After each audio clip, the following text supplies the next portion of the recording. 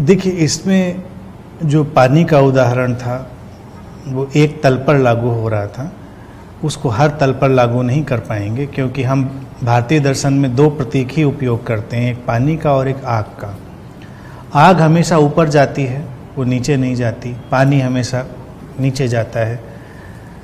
तो हमारे पास दो किस्म के फोर्सेज ही हैं, एक जो नीचे खींचने वाली शक्ति है और एक ऊपर खींचने वाली शक्ति है। एक है ग्रेविटेशनल फोर्स और एक लेविटेशनल फोर्स। आम तौर से सामान्य व्यक्ति जिस चीज़ से परिचित है वो ग्रेविटेशनल फोर्स या नीचे खींचने वाली शक्तियों से ही वो परिचित है। लेकिन जब आत्मिक गुणों पर हम आते हैं, यानी कि जब हम अपने गहरे तलों पर कोई भी चीज़ समझते हैं या उसको प्रयोग में लाते हैं, तो वो लेविटेशनल फोर्स में, ऊर्ध्वगामी आकर्षण में बदलती है, ऊपर की तरफ खींचे जाते हैं। जैसे एक गहरी शांति से भरे हुए व्यक्ति के पास कोई अशांत व्यक्ति जब शांत होता है तो वो ऊपर खींचा जा रहा है। एक दुखी व्यक्ति जब दुख मुक्त हो रहा है तो ऊपर खींचा जा रहा है। तो वो फोर्स देखा जाए ऊर्ध्वगामी है, लेविटेशनल है। जितनी भी भावनाएं हमको दुख देती हैं, हमको पीड़ित करती हैं, वो सब नीचे खींचने वाली होती हैं। जितना भी जिक्र किया जाता है जिन भावनाओं का जिनसे हम दुखी और पीड़ित होते हैं, तो हमारे जीवन के पूरे धरातल पर देखा जाए दो ही किस्म की भावनाएं और ऊर्जाएं गति कर रही हैं। एक जो हमको दुख में डालती हैं, बंधन में डालती हैं, और एक जो हमको दुख के पार, बंधन के पार ले जाती है। दुख में डालने वाली हर बात, हर ऊर्जा नीचे खींचने वाली। अब जितनी है, जैसे क्रोध है, ईर्ष्या है, अहंकार है, जितनी भी बातें हैं, तो उनके प्रयोग में हम जाएं तो वो हमको लगता ही है कि हमको नीचे उतर रहे हैं, हमको नीचे खींचा जा रहा है।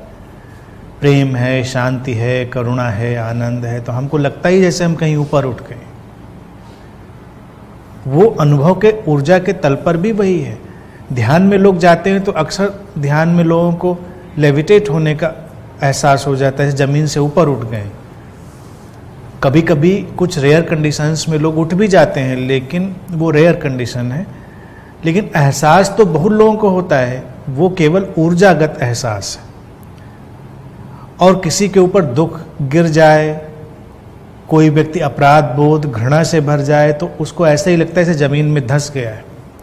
अक्सर हम ये उदाहरण के रूप में भी बोलते हैं, अवसाद में, शर्म में, कि हम जैसे जमीन में धंस गए, हम भारी हो जाते, लगता है नीचे खींच लिए गए। हम किसी भी उस भावदशा का उपयोग करें जो संघर्ष और दुख लाने वाली है, तो हमको नीचे खींचने का ही एहसास होता है, और कुछ भावदशाएं ऊपर खींचने वाली। तो ये दो ऊर्जा के तल हैं, दोनों ही व्यक्ति के अंदर काम कर रहे हैं। हमको बस यही ऑब्जर्व करना है कि हम किधर जाना चाहते हैं, हम क्या करना चाहते हैं, उसी हिसाब से सब तय हो जाएगा। यहाँ तक आपने ये बात कही कि स्पेस की बात कही और कहा कि जैसे जो क्रोधी व्यक्ति, हम ये देखें कि वो जो क्रोध कर रहा है वो व्यक्तिगत नहीं है, पर्सनल नहीं है, वो चेतना के माध्यम से घट रहा है। लेकिन इस चीज को ऑब्जर्व करने के लिए भी तो हमें अपने साक्षी की तरफ ही होना पड़ेगा, तभी तो हम ये जान पाएंगे। जब खुद हम साक्षी हो पाएंगे तभी तो हम जान पाएंगे दूसरा के माध्यम से ही हो रहा है, जो भी हो रहा है वो माध्यम से ही हो रहा है, मैं करने वाला नहीं हूँ। लेकिन उस स्तर तक जाने के लिए हमें साक्षी पे ही जाना पड़ेगा।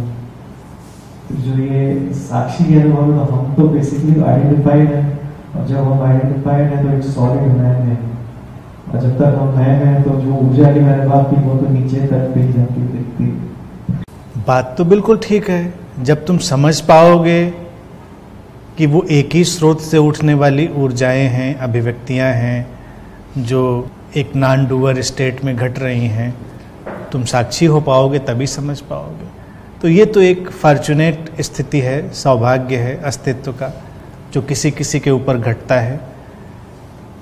साधक वो है, सीकर वो है जो समझने का प्रयास कर रहा है। वो भी उसका सौभाग्य है कि वो सीकर हुआ है, खोजने की तरफ बढ़ा है।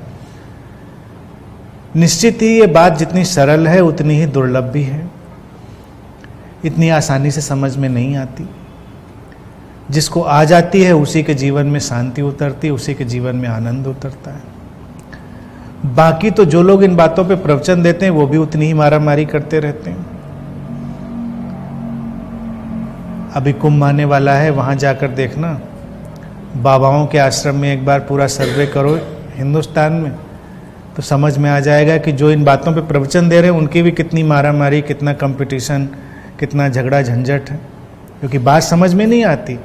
वो तो बस जबान से बोल दी गई, क्योंकि किताबों में बहुत कुछ लिखा है कि साक्षी हो जाओ, सब अकर्ता हो जाओ, ये हो जाओ, लेकिन परेशानी होती है किसी को देखकर, क्योंकि ये बात अगर समझ में आ जाए कि सब हो ही रहा है चेतना के माध्यम से, तो कोई उलझाओ, कोई झंझट नहीं। ना कोई नीचा है, ना कोई ऊंचा है, ना कोई ज्ञानी है, ना कोई अज्ञानी है। तुम्हारे अंदर ज्ञान घट गया तो ठीक है, खुश रहो। किसी के अंदर अज्ञान घटा है तो ठीक है, वो उसकी अपनी इस समय की, इस क्षण की अवस्था है, तुम्हारे लिए कोई उलझाव की बात नहीं। अगर ज्ञान तुम्हारे अंदर घटे और तुम किसी को अज्ञानी की तरह देखने लग जाओ तो ज्ञान नहीं घटा, समझ रहे? साक्षी तुम्हारे अंदर घटा तो तुम्हारे अंदर घटा, किसी के अंदर नहीं घटा तो वो तो वैसा ही व्यवहार करता चला जाएगा, ये उसकी अपनी अवस्था है। लेकिन तुम अपने रास्ते तय करने लग जाओगे, बस इतनी सी बात है। जिसके अंदर वो घट जाएगी समझ, वो अपने रास्ते जिंदगी के बनाने लग जाएगा, प्रसन्न होने लग जाएगा, आनंदित होने लग जाएगा। और ये दुर्लभ तो है ही है। संसार में हम उसकी मात्रा बढ़े ये जरूरी है, अन्यथा लोग समझते रहते हैं, सुनते रहते हैं और ठीक उसके बाद उससे उल्टा व्यवहार कर लेते हैं। साक्षी करते करते लोग एक दूसरे के सिर फोड़ देते हैं, फिर कहेंगे हमने तो साक्षी भाव से लाठी चलाई थी। अब अगर ये साक्षी भाव जबान पे ही रह जाएगा, गले तक रह जाएगा, तब तो ऐसा ही होगा, साक्षी भाव से सब हम करेंगे। साक्षी भाव का मतलब ही है कि कोई करने वाला नहीं है, सब उस चेतना के माध्यम से घट रहा है। जब कोई करने वाला नहीं है तो तुम्हारा किसी से कोई उलझाव नहीं है, तुम शांत हो सकते हो, तब तुम दृष्टा हो सकते हो। दृष्टा ऐसे नहीं हो सकते जैसे तुम अगर प्रकृति की बातों की तरफ देखो तो कमोबेश उसमें दृष्टा हो। गर्मी आई तुम दृष्टा हो, सर्दी आई तुम दृष्टा हो, बादल घिरे तुम दृष्टा हो, पानी बरसे ना बरसे, सूखा पड़े ना पड़े, क्योंकि वो तुम्हारे हाथ में नहीं है, वो तो चल रहा है। तो कमोबेश तुम स्वीकार की दशा में हो, उससे होने वाली अच्छाइयाँ बुराइयाँ अलग हैं जो बदलाव हो रहे हैं, लेकिन तुम करीब करीब इस बात से कन्विंस्ड हो कि ये हो रहा है, तो करीब करीब तुम उन बातों को लेकर दृष्टा भी हो। चूंकि तुम दृष्टा हो तो तुम्हारा कोई उलझाव भी नहीं है, समझ रहे?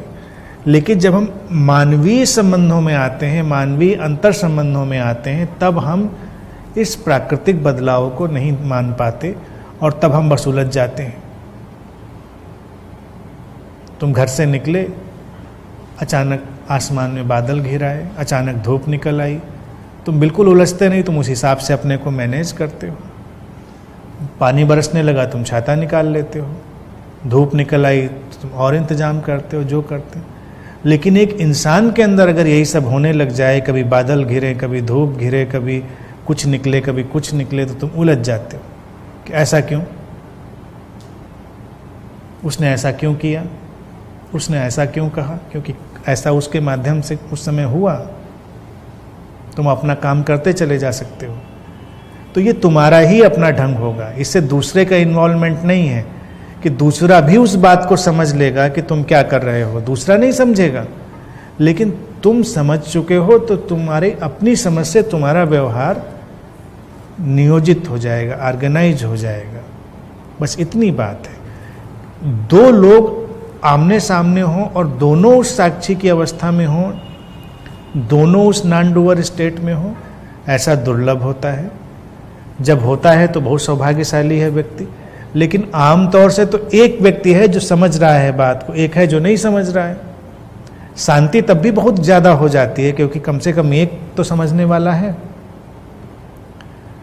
तो मौलिक बात तो यही है कि एक को समझना पड़ेगा, उसके अंदर वो समझ घटेगी, तभी ये बदलाव आएंगे। और एकदम से आसान नहीं है कि लोगों को हम ये बात कन्विंस करा पाएं कि भाई देखो ऐसा ऐसा हो रहा है। तब तक वो वैसे ही उस व्हील में घूमते रहेंगे, वैसे ही उलझते रहेंगे, लड़ते झगड़ते रहेंगे, वैसे ही सुखी दुखी होते रहेंगे। तो इससे कोई परेशान होने की बात ही नहीं है, क्योंकि वो ऐसा ही होगा, वो चक्र ऐसा ही घूमेगा।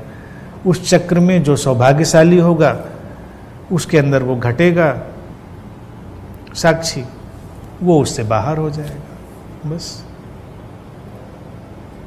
ठीक है, आज के लिए इतनी।